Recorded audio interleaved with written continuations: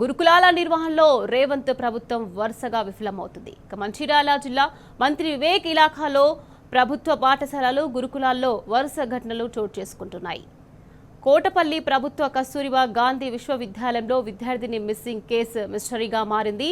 Intermediate మొదటి సంవత్సరం చదువుతున్న విద్యార్థిని సాయి శృతి మిస్సింగ్ కేసు 3వ రోజుకు చేరింది. విద్యార్థిని ఆచూకీ కోసం పోలీసులు ప్రత్యేక బృందాలతో గాలింపు చర్యలు చేపట్టారు.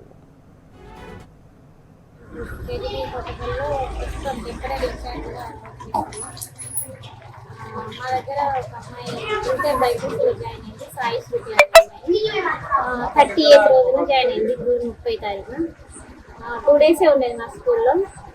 మొన్న సాటర్డే రోజు వాళ్ళ పేరెంట్స్కి ఫోన్ చేసి మాట్లాడింది. సరే అమ్మ మేము సండే వస్తామని చెప్పిండు.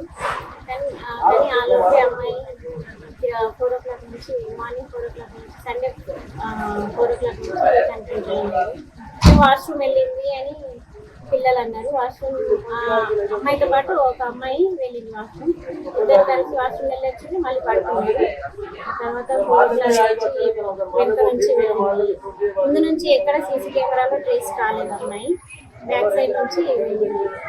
అయితే మేము వెతికినాము, మొత్తం స్కూల్ మొత్తం సరౌండింగ్స్ మొత్తం వెతికించినాం, ఎక్కడా కనిపించలేదు. తర్వాత పేరెంట్స్ ఇన్ఫార్మ్ చేస్తే మేము కూడా వెతుకుతున్నాము, మేము కూడా అంటే వస్తున్నాము అని చెప్పిండు.